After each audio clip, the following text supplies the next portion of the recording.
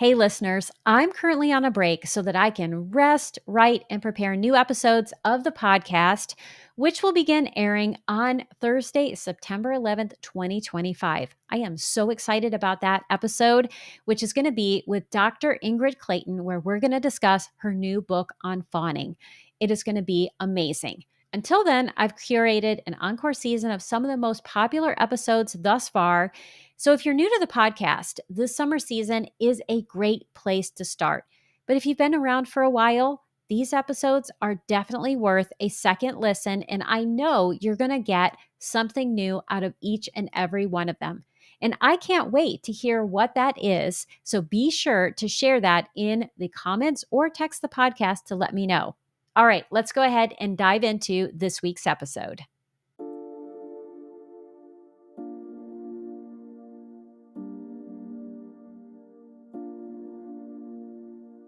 Welcome to Writing Your Resilience, a podcast for writers who want to create stories that change lives, especially their own. I'm your host, Lisa Cooper Ellison. As a writer and trauma-informed writing coach, I'm here to guide you on a transformative journey through the art of writing, self-discovery, and resilience. Each week, I'll share my best tricks, tips, and strategies to help you write more authentically, craft deeper, truer stories, and overcome the common storytelling roadblocks we all face. Together, we'll explore how to bounce back when life gets tough and stay connected to your inner calling. So grab your pen, your notebook, and an open heart. It's time to do the work that changes the world, one story at a time. I met Lennie Echterling in 2009 when I entered the graduate program in counseling psychology at James Madison University. In fact, Lennie's work in crisis intervention was one of the reasons why I chose this program. Lennie has more than 40 years of experience in promoting resilience, particularly during crises and disasters. He's worked with landmine survivors in the Middle East and has served as a crisis counselor, consultant, and trainer following some of the world's biggest disasters, including hurricanes Katrina and Rita, the tsunami in India, the 9/11 attack at the Pentagon, and the shooting at Virginia Tech, just to name a few. Yet despite the heavy work he's done, Lennie has remained a lighthearted, gentle, and compassionate man who's as quick to tell a joke as he is to sit with you through your darkest hour. During the 3 years when I worked with Lennie, he supervised my graduate assistantship and EDS project and served as my mentor. Like many of the people who graduate from this program, I'm also honored to call Lennie my friend. To learn more about the numerous things Lennie has done around the globe to promote resilience, please see the show notes. Before we get to our conversation, I have a few questions for you. Have you ever been a victim of toxic positivity or felt like people have dismissed your pain? Has being dismissed made it more difficult to trust others? Have you heard the word post-traumatic growth and wondered what it means?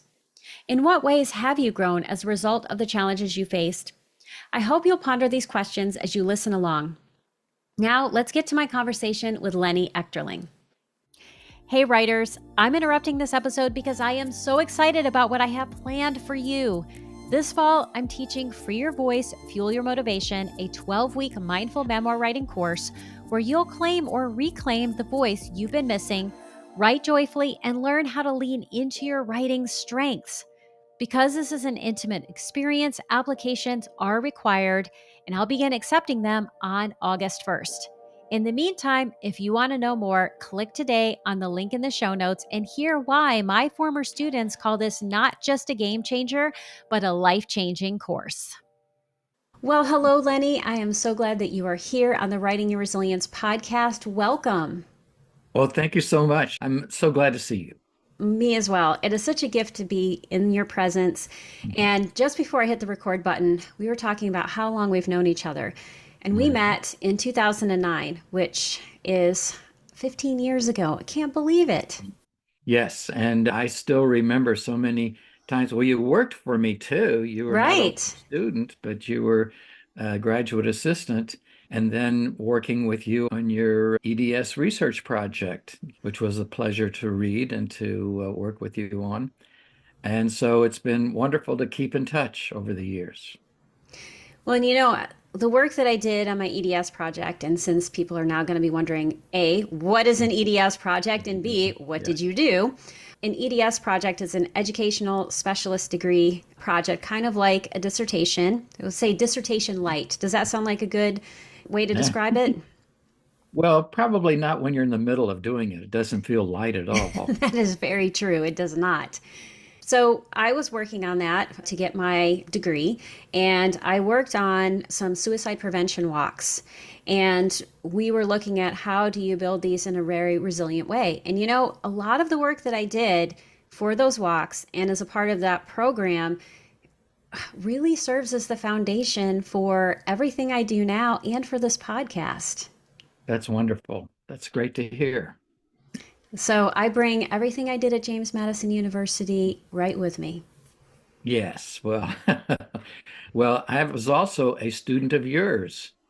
Yeah. That is true. And I think we're going to talk about that in a couple of minutes because Oh, I great. was reviewing some of the things I sent to you along with the questions. And I'm like, this was happening at about the time when you wrote this. So we will get to that soon. But for now, Mhm. would you like to tell people what you do and your relationship with both resilience and with thriving, which is something that you teach? That's right. And you put it in the present tense. And I like to point out that, well, I am retired, but I still feel that teacher role. I have dreams about it all the time. And there are plenty of opportunities that come up with strangers or friends or relatives where I'm doing volunteer work, where I'm in that feeling that I'm recalling my teacher, skills once again. So it's there. And my current research right now is to revise a book on crisis intervention that I had written, and it was published before the pandemic. And Yeah. so we have so many, this is horrible to relate that we have so many incidents of mass violence in our Yes. society, as well as the pandemic, as well as natural disasters, hurricanes and fires and so forth, that I wanted to update the material in the book to be much more current and relevant. So that's what I've been doing now. I am so glad that you're doing that because I have that book actually right here, my old copy, which anyone who's Yay. watching the video can see. Yeah. The title of the book is Crisis Intervention. And yeah, so much has happened. And it feels to me like we have a crisis just about every other week. There's something else going on, and it can make your heart so heavy. What have you learned both from your research, and also I just want to point out that, while we were working together and beyond, you didn't just study this academically. You were out in the field working with people experiencing crises like the firefighters who were, taking care of people during 9/11, people who had Right. experienced hurricanes. You were working with landmine survivors in other countries. What have you learned from all of these people in your research about resilience and about dealing with crisis? Mhm. Well, I've learned so much, and it's been really a blessing to me to have those encounters over the years with landmine survivors. For example, when Ann Stewart and I went over to Beirut in Lebanon to work with landmine survivors, our focus was on resilience, was not Yeah. to see these as poor, pitiful victims, but instead as resources so that 28 of these participants came together for training so that they could go back to their villages and to their different countries in the Middle East and begin to design programs to assist other landmine survivors who come up in their community. And I can't remember a workshop that I laughed so much and had so much fun with. In addition to the pain, we weren't Mm-hmm. going to deny the horrific experiences they had. And I cried very often as they would tell their stories and Yeah. share them in our group. And at the same time, they felt a powerful, powerful sense of community that they were sharing this with fellow survivors who had been strangers to them before this workshop. So I learned the power of storytelling, and I watched your previous episodes where you talk about storytelling a great deal, and the immense therapeutic power that stays Yes. with me. And I notice that I'm touching my heart as I do this because they did touch my heart. And speaking of that, I remember when you went on that trip and it may have been that trip or a different trip that had a similar theme, but I Hmm. took a crisis intervention class with you soon after, and you had this exercise that you had people do where you had this heart. You remember the heart Yeah. exercise? Could you Yes. share a Yes. little about that? Well, I don't know. It varied in so many times. What was the version that you got? I'm thinking back on it now, but we had to, I think, write down something that we were carrying with us that made us feel cared for or loved, Mm-hmm. so that we could be reminded in the midst of the tough things that we were going through that we were not alone. Does that ring a Wonderful. bell? Yes. Oh, yeah. Yes. That was one of the versions. So, and that reminds me that my wife's birthday was 2 days ago. And so I arranged for friends and relatives from all over the country to call her that day, and she wasn't aware that I was doing that. In fact, it was obvious that it was a surprise because when I sent all these messages to people, I forgot to put her phone number in it. And so then somebody asked for it, and I said, "Oh, well, you can tell that Mary Lou is not a part of this because she would have said, maybe you should put their phone number in, to make it complete." Anyway, I'm talking about this because when we went to visit our son and grandsons and the daughter-in-law who lived next door, they gave Mary Lou a card, a birthday card, and a gift. And our older grandson only speaks through his eyes. He's in a Mm, wheelchair and he has multiple challenges. But Mary Lou showed him the card and he loves to be read to. And so he turned the page. And so Mary Lou's reading the card to him. And she must have read it to him about 20 times. And he would keep turning the page, wanting for her to continue. And then she passed the baton to me and said, take over. And so I read it to him 20, 30 times. And the message stuck with me, and it was happy birthday. And then our second grandson wrote in the card, happy birthday, Mimi. That's his name for her. Number 75. So it's like she's a football player or something. mm-hmm. And then it said, may you be surrounded by all that brings you joy. Mm. May you be surrounded by all that brings you joy. And I can repeat it because I know it by heart I'm sure you after do. after James taught me, it's over and over again.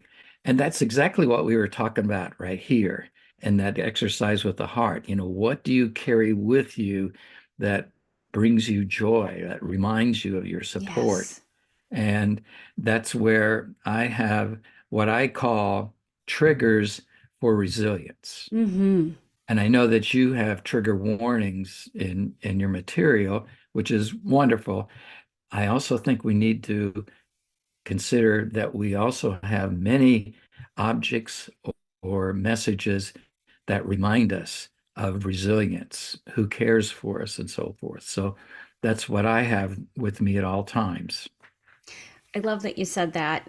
And I'm going to bring this with me to AWP, which is the Association for Writers and Writing Programs Conference, which I'll be speaking at in a couple of weeks. Because one of the pieces of feedback or wisdom that I received at a conference, I can't even remember who said it or how long ago it was, but they were talking about going back and writing about difficult material. And Mhm. they said, don't go back alone.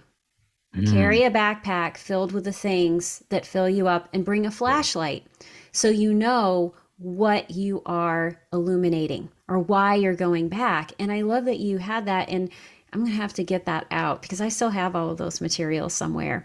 Ah, Um, because it's such a that's great sweet. physical reminder Yes. that we are not just dealing with the difficult. We also are loved. We also have people around, triggers that can support our Hmm. resilience. Hmm. And one of the things that I learned from your book, Crisis Intervention, that has stuck with me and it gave me language for an experience that I had is this concept of post-traumatic growth. We Hmm. talk a lot about PTSD, post-traumatic stress disorder, and trauma, But this was a game changer for me because it helped me know what I wanted to do as a writer. So could you define that for us? Yes, that's it. Tedeschi and Calhoun are the two researchers who developed multiple studies. And in fact, there have been studies done all over the world with survivors of different traumas and crises.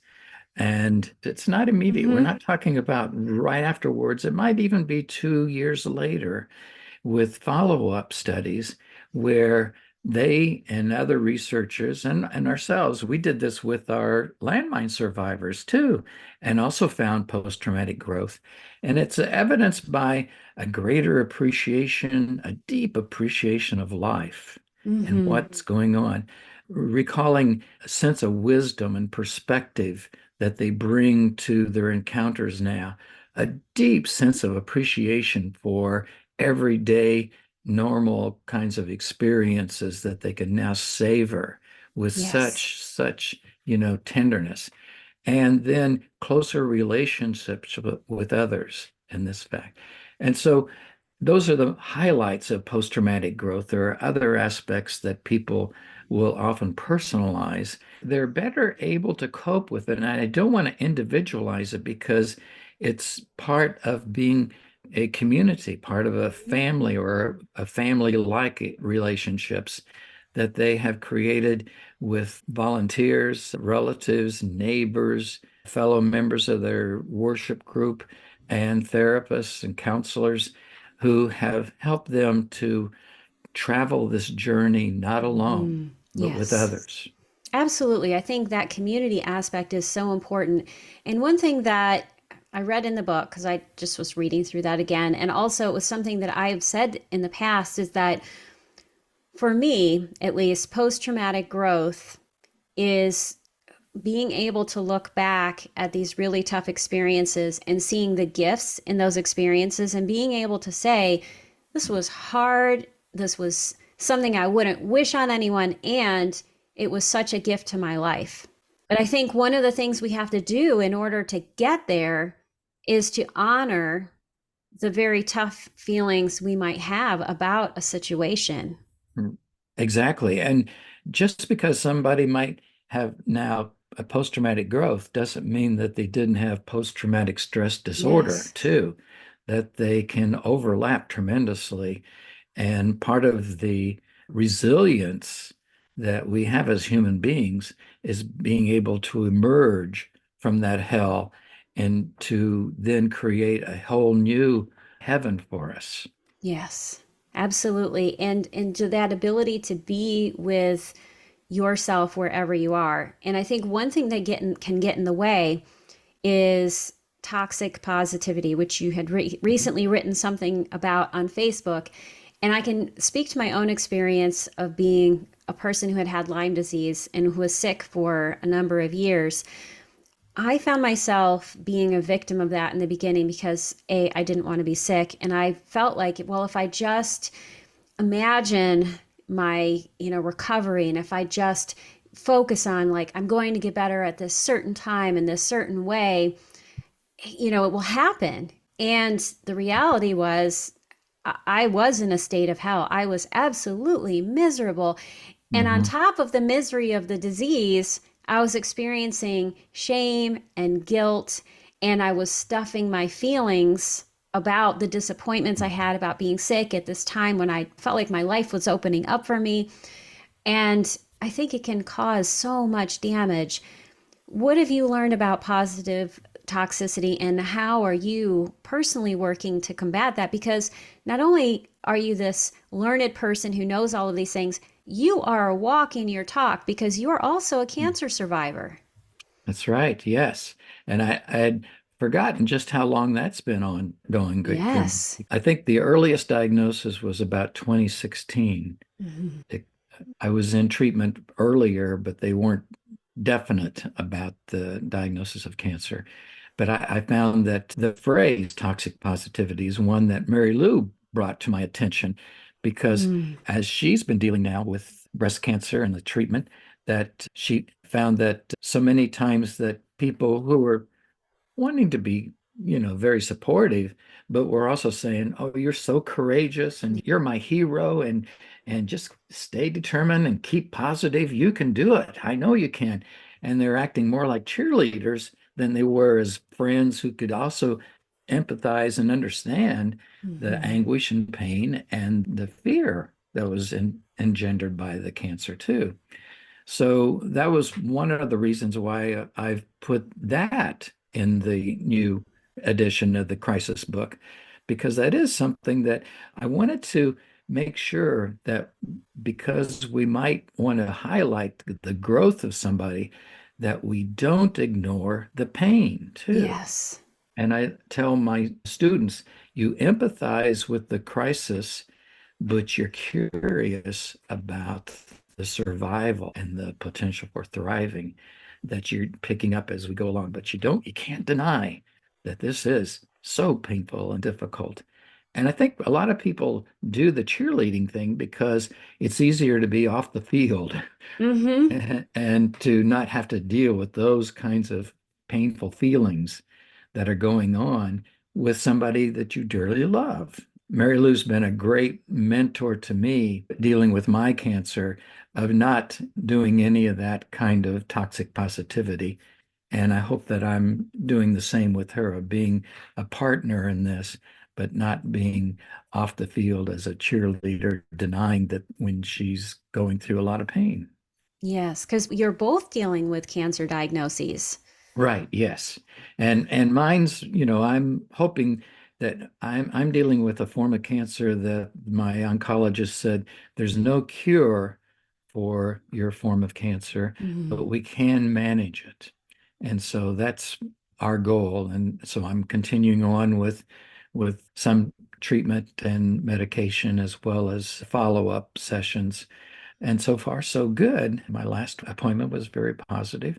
And I find it wonderful to be celebrating that at the same time that we also honor the suffering that people are in too. And so Yes. that's when the positivity becomes toxic. So I don't want to take away people's hope for a better future. And there's a positive psychology movement and a lot of research that I find very fascinating and it can be overdone. Absolutely. And I love how you put it, be with the pain, honor the pain, and be curious about the healing and the growth that can happen, but don't negate the pain. Yeah, and one thing I'm really sensitive to is what I call bright siding, which is one of the things you were talking about, which Okay. really is Yeah. like, toxic positivity of like, Good. oh, well, just think about the good things or be positive. But when Right. you do that, you especially if you do it to someone else, or even if you do Mhm. it to yourself, you are unconsciously sending the message that the challenging feelings you have are not okay. And Mhm. that's where the shame and the guilt comes from. And Right. I think probably one of the best experiences that I had with you, where you were showing up with it all, was back in 2018, right before you wrote this article, Mhm. which I'm going to put in the show notes. And I was teaching a class for James Madison University on writing to heal. And it was with a bunch of counselors and therapists and school counselors. And we were looking at different strategies people could use. And I had everyone do some writing exercises. And what you brought to the table was a story. It wasn't a story, it was really an essay because it was true about an experience you had with your students because you had this initial diagnosis or these treatments you were having in 2016, but in Mhm. 2018 you got the diagnosis right before a class, and you were talking about what you did with that class, which I'm going to give you a chance to talk about in a second. And then we processed it again together, and there were tears and there was holding space. It was so beautiful. So could you talk about what happened? Yes, it was a great experience for me. Well, first of all, it was a shock because when there was this analysis done of a growth that they had taken off and did a biopsy, and I was sure that okay, they're going to find that yeah, that's fine, it's benign, no worries. But instead, I got the word this is malignant. Yeah. You need to be coming in for a treatment of cancer. Mm-hmm. And reeling from that, I'm digressing, but this is for a reason. Mm-hmm. Every year, Mary Lou and I watch It's a Wonderful Life. And it's, the classic Christmas story, Jimmy Stewart, and Donna Reed. And George Bailey is considered the hero of this story, and he's dealing with a crisis in his own life, Mm-hmm. and then the whole community comes in to support him. Well, the reason was that his wife, Mary Bailey, was the one who contacted everybody to get them to come Mm-hmm. in to help him through his crisis. And that she is actually the hero of that story. It's not George Bailey. I mean, he's the beneficiary of it. And that's what I find going on oftentimes in people's lives is that these other people make a difference. So that are off on the side. Yes. And when I'm working with somebody in crisis intervention, I'm often asking, who has been there for you in the past? Who Mm-hmm. has had your back? Ed McKee was the one who came up to me right before class, and this isn't in the article, but they wanted it shorter. And he said, I got a call from Mary Lou Mm. that you have had this diagnosis. And he was trying to whisper, but Ed McKee could never whisper. And I had the No, he door could open, not. actually. I had the door open to go into class. And he said, just know I've got your back. Mm. And then I go into class. I said, thanks, Ed. That means a lot.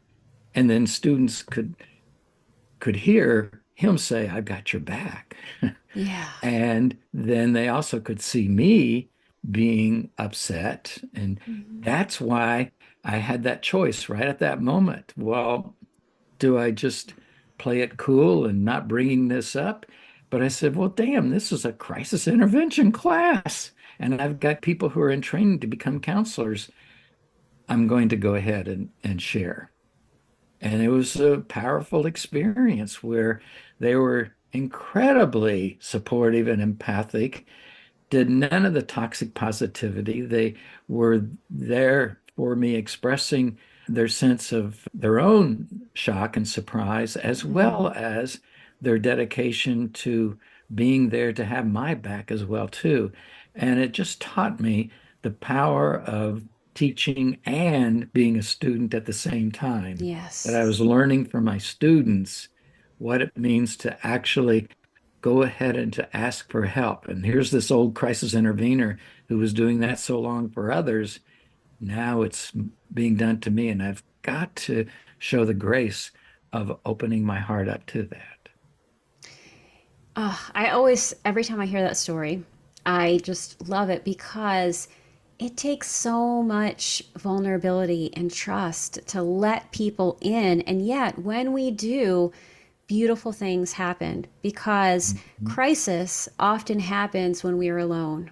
And we didn't choose it. We may not, there's so many things about it that can create this deep sense of loneliness and isolation, but it is in community that we heal. And I can already hear a question that some people are going to have when they hear this. What if you are a person who feels like your heart has been broken so many times, you don't trust enough to let somebody in? What would you say to someone who has that experience? Mhm. Well, I would say, first of all, I would want to thank them for sharing that their heart has been broken Yes. and that they are so fearful of trusting, even telling that to me.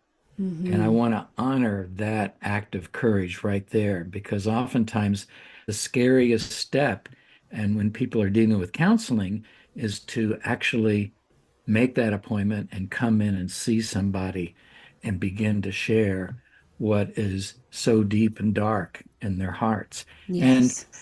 post-traumatic stress disorder, one of the descriptions in the DSM, the Diagnostic Statistical Manual, is being exposed to something that causes fear. Mm-hmm. And yes, that goes on, but there's also apprehension about being exposed to our shame. Yes. And that is something that even to ourselves, and that's where writing can become so powerful, is that I'm actually writing and then I'm the reader reading what I just wrote about my shame that I thought I would all keep locked in forever. And there it is now on the screen or in the paper as part of my own self-exploration that's lurking in my consciousness on this Hmm. side there. Yes, and I love that. The honoring of where people are at and then the invitation that there's more. And writing can do so much for that because when you write about your experiences, you externalize them. So that's the first thing that can happen is it's not living inside you anymore, it lives on Right? the page. And then through the revision process or just even Mhm. looking at it, you begin to organize it and help it make sense. And then you can look at what else. That's something I really try to instill in people is that whatever you write first is true. That's part of your experience. And you Mhm. don't have to negate it or get rid of it. It's this and what else? Right. Yes. Yeah. And what you just said brings up two important memories for me is that Anne Stewart taught me to refrain from saying but, Yes. instead say and in these situations. And so, empathize with the crisis and look for the survivor in that too. And also that we're involved in a process that's one story doesn't do it. Right. Yeah, that story is true, but and especially with crisis experiences, that there's this need to retell. And there's been research done on like after disasters that when people share their stories right then and there, they're very chaotic and impressionistic Mm-hmm. and so emotional filled that it's often hard to put into words. And Yes. especially with kids, drawing it seems to be a better way to give their first draft of that story. And then people have a need to tell that story again and again and again and again. And each time they are at a different place. And each time it becomes true in a different way with their attentional spotlight Mm-hmm. on now other aspects that at first, they didn't even realize. Yes. I love all of that. And I think I use this book by Desmond Tutu and his daughter, Mfo Mm. Tutu, The Book of Forgiving. And it's this fourfold path for how to change the world. And it has these four stages that you go through in the process of forgiveness. And step one is tell the story. And what he says is tell it as many times as you need to because just as you said, one telling isn't enough. And yes, that idea of it being chaotic in the beginning for all the writers out there, your first draft is always going to be filled with chaos. But when you're dealing with crisis material, coming at it from a different medium, maybe drawing or Mm. collage or something else that allows you access to the images can help you find the language that can help make this into something that's more cohesive because that's part of where the healing comes from is not just that you wrote it down but that you created something cohesive with it. And then you had a chance to say, okay, well, what else is there? I'm going to ask you a question. And Yes. I don't know is a perfect answer. I always say that when I haven't sent this question to somebody, but it's coming to mind. I work with a lot of writers who are working to publish, and some of them are in the earlier stages and they are writing things that have been absolutely devastating.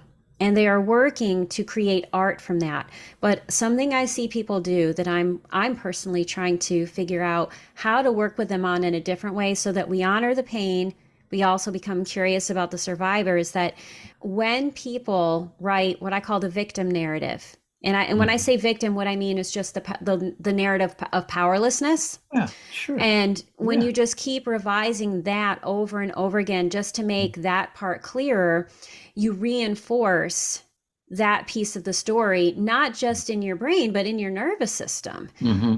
Hmm. And I wonder what your thoughts are based on your research and the work that you do, and also thoughts you have around how do we get out of that loop. I think it gets to be a different thing. There's the honoring of your story and being present with it, and then there's these loops that we can get into that are not necessarily serving us in the ways we might think. Yes, yeah. And there is some new research that's coming out about neuroplasticity Mm-hmm. that shows that what can happen is that new neural pathways are created that can give us greater insight and make meaning from this process. And I take care to say make meaning, not find meaning, because we're not Yes. detectives looking for clues out there for the answer that's out there. Mm-hmm. Instead, we are resolved, and that's not being solving it, it's resolving that I will then explore inwardly. And that creates new neural pathways. Just the very act of putting it into words with writing or sharing it verbally or whatever, that I get concerned when I was doing more long-term counseling and therapy if someone told the story identically again and Yes. again Yes. and That too. again, and that is one where we do have to do some therapeutic intervention with to help them begin in ways that you were bringing up to look at it from a different perspective or Mm-hmm. to set that aside and instead experience through art or as some other medium in order to create neural pathways that they can then go back and take a look at what, was hijacked, Yeah. by that process. And so it's one that, see, I'm giving you a long answer when I don't know all the answers to that, which is a classic professorial trick.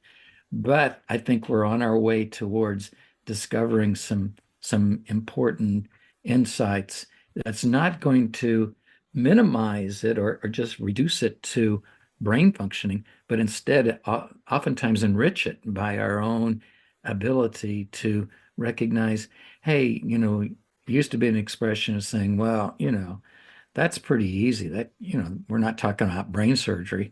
Well, when we're doing intervention of any sort with another person, we are doing brain surgery because Mm-hmm. we often bring up our own experience as we hear their story in a way that's empathic and gets at those parts of the unconscious area that we're picking up by how they're saying this Yes. and what ways that they're presenting it to them as a presentation of self.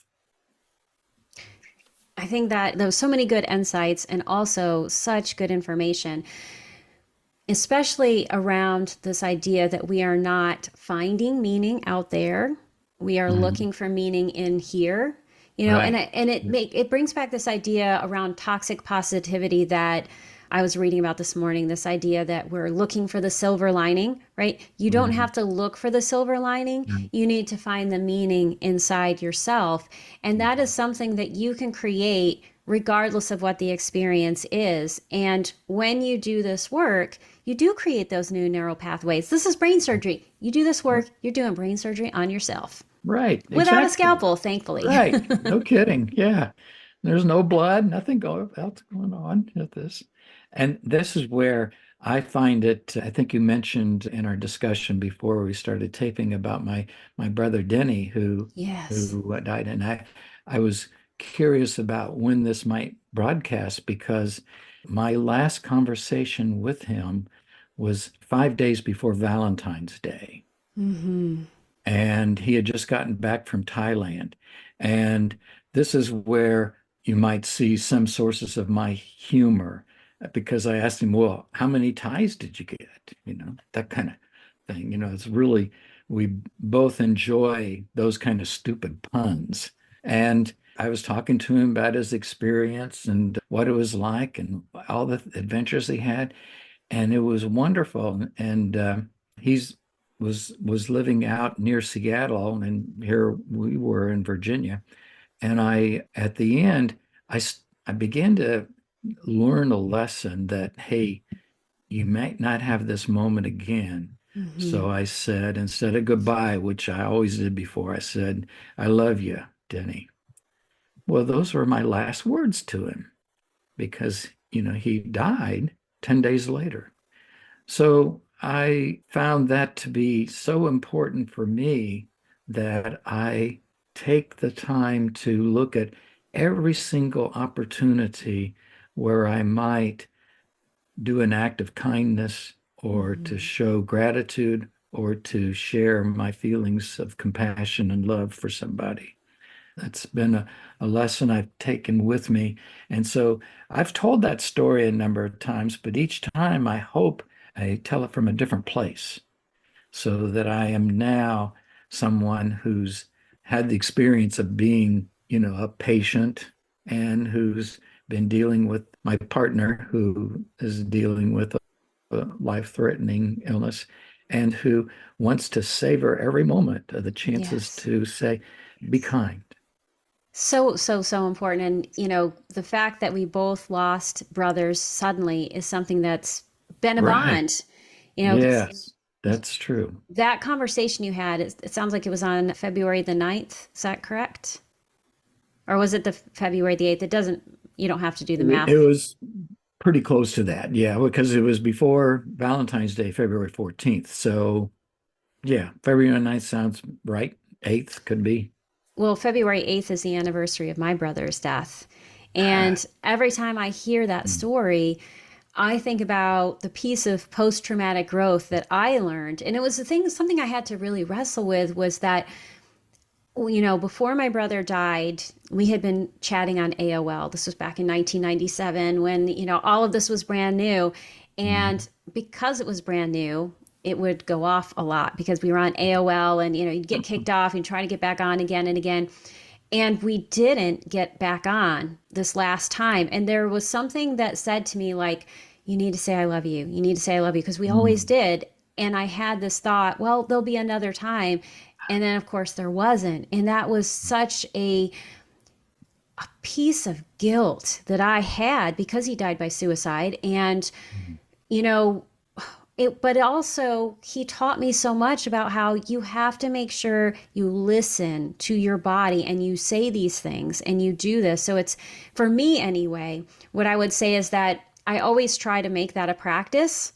But if I ever find like there's more to say or more to do, if I have this tug inside, right, that's like, no, you haven't done it enough, or with this situation, I never hesitate to go back and say what else is on my mind and in my heart. And every time I hear you tell that story, which I've heard it several times and I love it every time, it reminds me of that gift that we give to other people and how, even if we had a situation where we couldn't give it before, every time I say I love you to someone or I offer that kindness, I know it repairs that what happened before. It's like I'm giving that gift, I'm paying it forward. Mhm, mhm. And there was research, I don't know if this is still the case, but I hope it is, that the profession that got the most were teachers, that they got Valentines. And in fact, there are far more Valentines expressing that kind of love than romantic love. And so I find that just very, very enriching to know that we're looking at all kinds of love at Valentine's Day, not just the romantic ones, and that there are so many people out there that would be touched by our communicating how much they mean to us. Absolutely. So, even though this is not going to air on Valentine's Day, which now I wish it could, but the schedule is the schedule, Yes, you can make Valentine's Day any day. So that's think true. about 5 people that you could send a Valentine to that are just people that you care about. You can send it anytime, and you have no idea what meaning they'll make from that or how it will touch their day and how it will impact how they treat other people. So it's not just, the one drop and you have hit a ripple to the next person, but it keeps going on, further and further. Hmm, hmm. Yes. And that reminds me that I wanted to take this opportunity to thank you, Lisa, Mm-hmm. for the many, many ways that you helped my own healing. You Mhm. recorded a guided imagery that I could listen to while I was dealing with chemotherapy and the infusion, and how it was so comforting. And comfort is a word I didn't use much before Denny's death. It's one that I find means a lot to me now, that it's not just superficial, that it's comforting to be reminded that I am not alone in Yeah. this moment as poison is going through my veins to deal with the cancer that's threatening my life. And you were there for that, and your Mm. voice was there. And that meant so much to me to know that my former student is now part of my own learning lessons and healing. So thank you for that. Well, I'm going to cry now and I'm going to absorb that and I'm not going to deflect, right? I'm going to take it in. Thank you. Yeah. And also thank you for the gift of allowing me in. You Mm, know, sometimes people don't, and it was such a mm, an honor to me also because when I was really sick with Lyme disease and feeling very, very alone, you were one of the people who would just contact me out of the blue and say, "How are you doing, Lisa?" You know, and mm. that was such a gift. And I'm so grateful that I was also able to be a part of that because I remember you would write to me like about the red one. I think there was the red one that was so terrible. And Mhm. it was very meaningful to me that I was able to be a part of that. So thank you. Oh, yes. And this reminds me of something else that train for the crisis intervention that you might have only a 10-minute or 15-minute or a couple hours encounter with somebody in crisis, and that may be the last time that you see them. Yeah. So you want to do someplace towards the end an expression of gratitude to them for taking the risk of sharing with you, perhaps a virtual stranger, this worst experience that they've had in their lives, Hmm. and to show your gratitude by thanking them at that times. And I think that that's something that in our training of therapists we've totally ignored is how the therapist can show gratitude because the post-traumatic growth we've talked about that there's been research on counselors and therapists vicariously experiencing post-traumatic stress, where they begin to take on their own symptoms by hearing these painful stories, horrific stories. And there's also research showing that we can experience vicarious post-traumatic growth by what we've experienced with somebody's resilience as Yes. they've shared their stories with us, that we can take away and feel en- heartened by and enlightened by and inspired by. And so, what I would say to all the writers out there, because we have a lot of people on here who are writing, that one thing you can do when you are bearing witness to your own story is just say thank you to yourself for having the courage to come to the page. Yeah. When you are working with a group of writers, like you're in a writing group and you're offering feedback, something I hear people say all the time is, "Oh, you're so courageous, you're brave." Mhm. And that's fine. And yes, those things can be true, but you don't have to say them. Instead, say thank you for trusting me with Yeah. your story Right. Yes. and thank you for trusting me and opening up. Just say thank you. That's all you have to say. Mm-hmm. Mm-hmm. And it's wonderful for somebody who's feeling isolated and so shameful to hear themselves being thanked. Yes. What a gift that is, that I've somehow, some way generously offered something of value to another person, and that person's thanking me, for being open about something. And I want to Absolutely. share something else Hmm. with you here. This is something I'm reaching for something. This is what somebody I love gave it. me this. It's the desktop therapist. And she's a dear friend of Mary Lou's, and she sent her a gift, but she saw this and thought of me. So there's the little Freud looking like therapist here, and there's a button here that you can push, and it'll say some cliche. You can like, I don't know if you heard that. I heard noise. Can you say what it was saying? Yeah, it says, what do you think that means? Well, I got this as a gift, and my grandson came over, Gabriel, and he said, "What is this?" And so the cliches started pouring out, where the therapist said, "How does that make you feel?" And he goes, "Well, I feel okay about that." And then one that he found so intriguing was, let's bring that back into the room, shall we? So he thought that was so funny. What? What does that mean? So he'll now occasionally say that to me. We'll be talking about something else, or I'll pick him up at school, and he'll say, "Let's bring that back into the room, shall we?" And and the one that really got him irritated was, "What was your childhood like?" Oh, And he that's too says, "I'm funny. still in my childhood." So anyway, the scripted cliches on here are funny, and we ought to set those aside and instead Yes. speak from the heart, even if we have difficulty expressing something, and even noting that, saying, "I'm feeling myself choking up," or like you said very touchingly, I'm going to be crying. All of those are ways that we can really open up our shared humanity in ways that really can be so powerfully therapeutic. And when you're writing, that's something that you can talk about, being a meta writer. As I write this, I'm finding that this is going on for me. And to be writing that as well, too, as a way.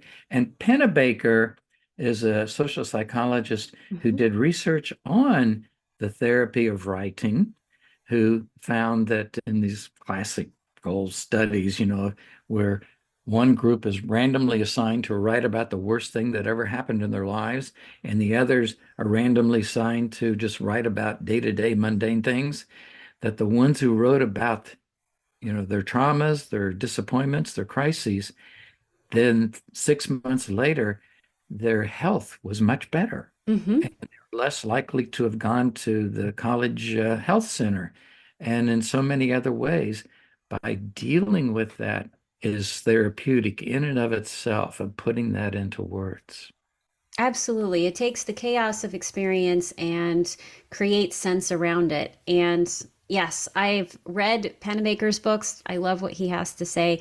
I always also do like to couch this because in the writing community, his work is mentioned a lot. Hmm. And all of his studies were for people who were writing and then they did not read it again and it was never for public consumption. So I think that's always Uh, something I want to oh, say yeah, about that's his right. work because sometimes people will think that, oh, well, if I just write it and then I share it out in the world, I'm going to have Mm, the same experience mm. that all of Pennebaker's test subjects had. And that is not necessarily the case. That's a great So point. Yeah. yeah, thinking about writing to heal versus, writing for public consumption is so important. Mhm. And that's something that I talked with Laura Davis about, who is the author of The Courage to Heal for Mm, season one. So by the time mhm. this airs, people can go back and listen to that episode as well. But yes, I think it's so, so, so important.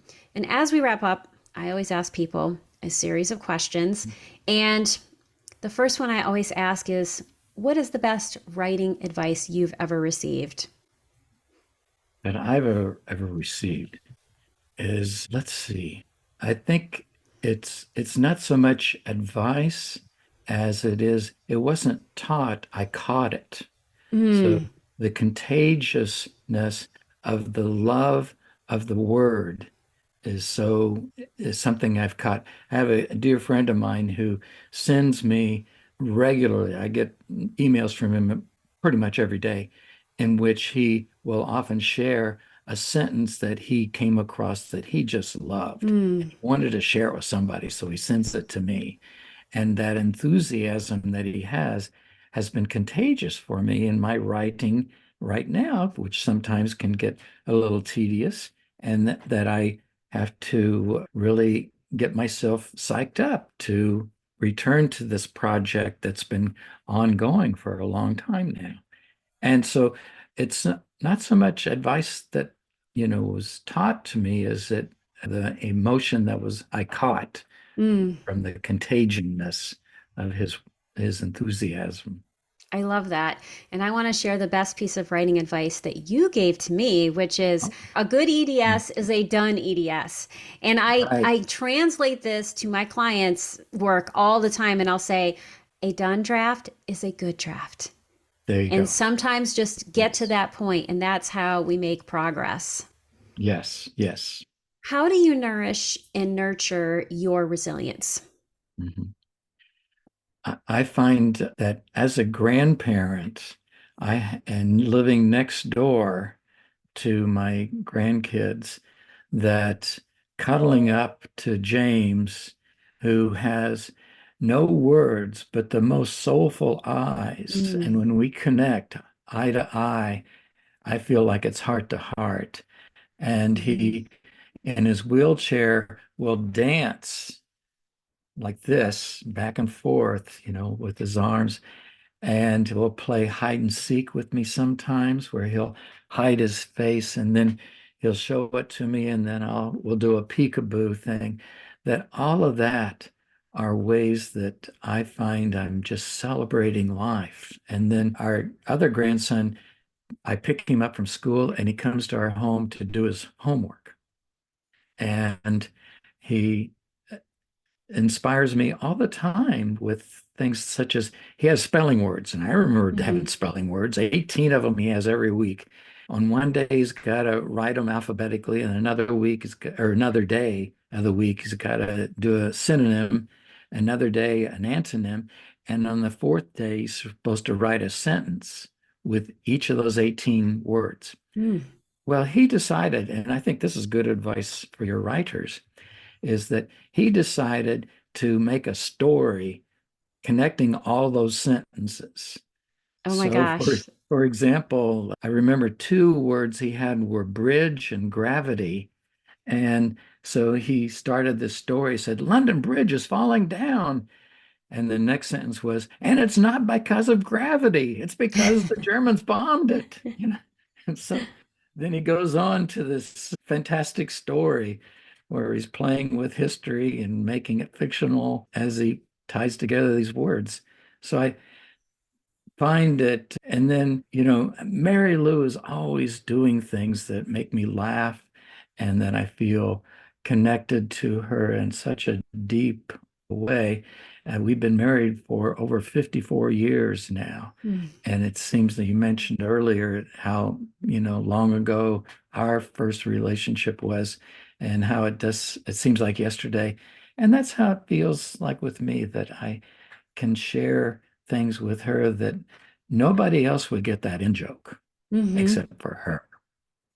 And that's a relationship that's a special heart-to-heart bond that I know that you have in your life too, Hmm. that feels just so much, gives me more resilience just to know I'm loved by lots of people. Yes. And you are very loved by lots and lots of people. I can attest Oh, to that. Everyone I know who knows you loves you.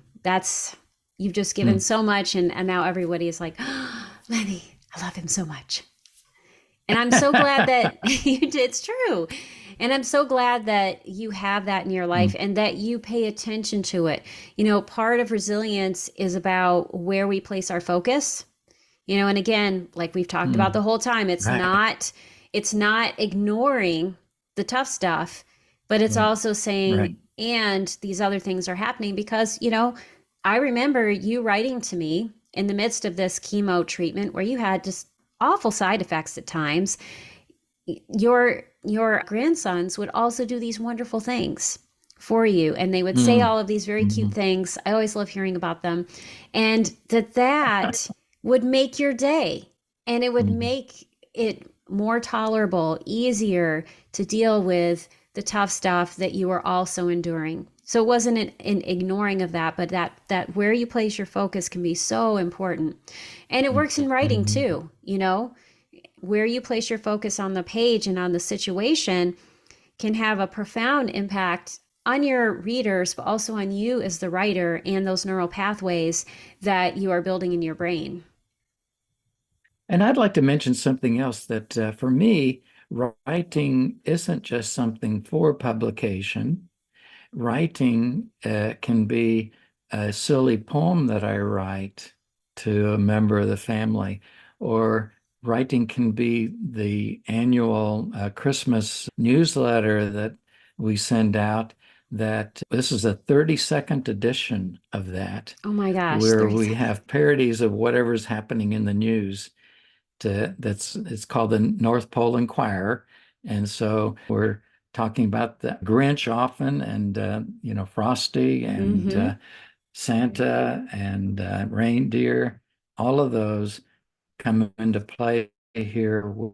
I think in the most recent one, I had Santa decided that his naughty and nice list was getting too complicated, so he had artificial intelligence take over, and it decided that only robots were nice enough to be on the list, and all the human boys and girls were taken off because, you know, the bar was so low for them. So I have found that I want to picture in my mind the reader when I'm doing Mm-hmm. these things as a way of saying, here's what I'd like to share with you that's silly and goofy and also feels heartfelt that I wanted to share with you.